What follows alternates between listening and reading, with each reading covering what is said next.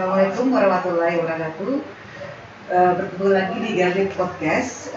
Gali Podcast memberikan pelayanan literasi untuk negeri. Baik, hari ini kita kedatangan tamu spesial Ibu Ida dari Keraton Sambalio. Baik, apa kabar Ibu Ida? Alhamdulillah baik. Iya, bisa diperkenalkan Bu namanya? Oh iya.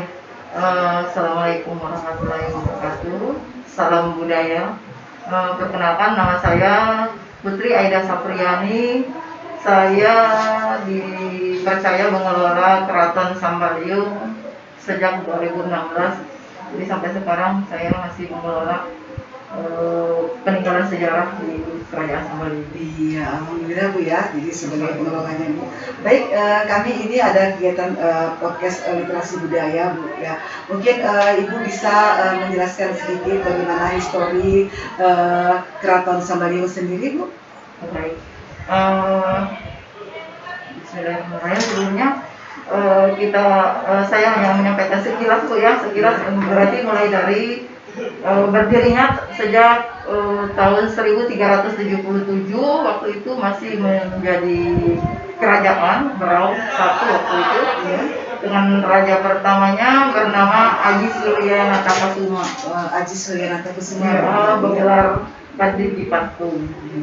Kemudian secara turun temurun memimpin masih dalam bentuk kerajaan Berau waktu itu. Nah, kerajaan Berau sendiri itu pecah pada tahun 1810 menjadi dua kerajaan, yaitu Kerajaan Gunung Tabur dan Kerajaan Sambalio. Dari kerajaan berubah menjadi kesultanan itu di mana pengaruh masuknya Islam. Islam sendiri itu masuk sekitar tahun 1600. Nah, berubah menjadi kesultanan. Sultan yang artinya penguasa yang diambil dari Al-Quran. Kemudian di Kerajaan Sambalio sendiri itu seluruh raja-rajanya itu berakhiran din. Jadi dari itu juga pengaruh masuk Islam tadi, artinya sultan penguasa dan din artinya agama. Jadi raja pertama dari Kesultanan Sambalio itu namanya Sultan Alimuddin yang bergelar Raja Alam. Kemudian dari segi filosofi tentang keraton sendiri Bu, kan kalau saya pernah membacanya itu ternyata mengadopsi dari bangunan Cina Bu ya, ada seperti mirip-mirip begitu. Bisa dijelaskan itu pembangunan keraton sendiri seperti apa itu Bu? Kalau keraton yang ada sekarang itu keraton istananya Sultan Muhammad Aminuddin yang bertahta tahun sekitar tahun 1902 sampai meninggalnya beliau itu 1960. Adapun motif atau konstruksi bangunan itu tipenya itu ada dua tipe ya. Yang berusia sejak beliau bertahta itu di daerah belakang. Sementara di depan itu ada motif Eropa. Kolaborasi Bu ya antara motifnya Eropa dan Melayu. Kenapa itu ada tambahan di depan?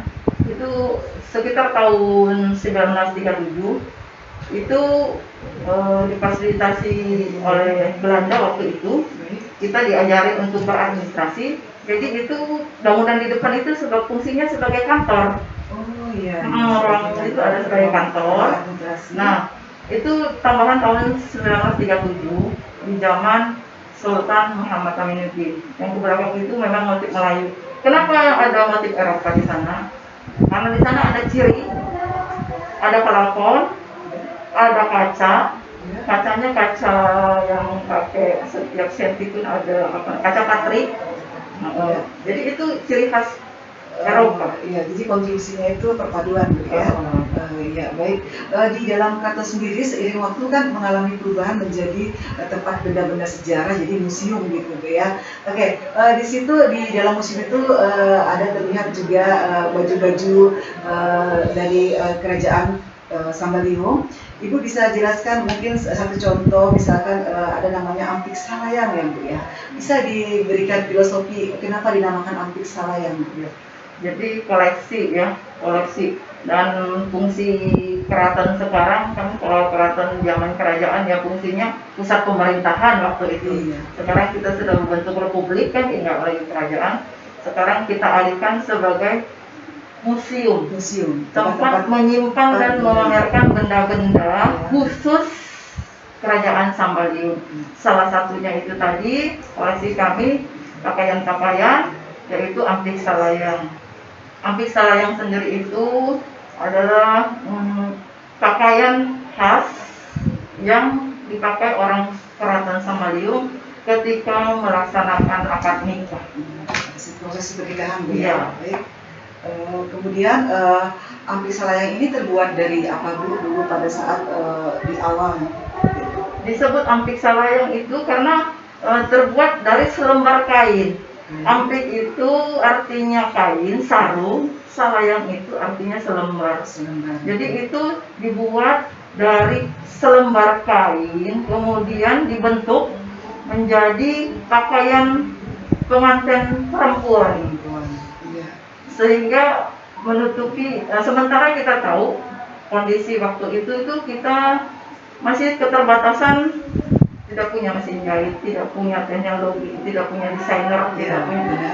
Tapi itu kearifan lokal yang bisa dimunculkan dan bisa kekal sampai sekarang dan tidak ketinggalan zaman. Iya, baik, berarti itu ciri khas daripada budaya keraton Sambaliung itu salah satu dari pakaian itu. Jadi mungkin bisa nanti diberikan informasi kepada masyarakat bahwa ternyata Ampik Salayang ini adalah memang khas dari keraton Sambaliung seperti itu. Oke, baik, terima kasih Bu. Mungkin ada sedikit saran kepada generasi milenial untuk melestarikan budaya, mungkin kepada yang melihat kegiatan podcast hari ini. Iya. Terima kasih saya sampaikan ke sekolah Garlic perpustakaan dari SMA Sambaliung. Ini kesempatan saya juga untuk menyampaikan, ayo kalau bisa anak milenial sekarang jadilah pencinta, pelestari, menjaga budaya kita, budaya sendiri, budaya Indonesia. Baik. Karena jangan sampai justru keberadaan anak milenial sekarang menjadi pendorong tergerusnya budaya. Budaya ini penting, inilah jati diri kita, inilah kita orang Berau, inilah kita orang Indonesia. Baik, ini jati diri. Iya, berarti mengharapkan kepada generasi milenial untuk melestarikan, menjaga paling tidak. Iya, itu sebagai bentuk bahwa kita itu menyayangi kepada budaya bangsa kita sendiri. Karena ini Ibu, satu lagi mengutip perkataan ada orang bijak, satu bangsa akan pendek umurnya apabila budayanya hilang, apabila tradisinya dihancurkan. Dengan meningkatnya perkembangan tetapi tidak bisa melupakan budaya sendiri Bu ya, seperti itu. Oke, baik, terima kasih Bu Ida hari ini podcastnya. Kemudian untuk kedepannya kami mengucapkan semoga kita bisa bertemu lagi di podcast Garbik berikutnya. Assalamualaikum warahmatullahi wabarakatuh. Waalaikumsalam.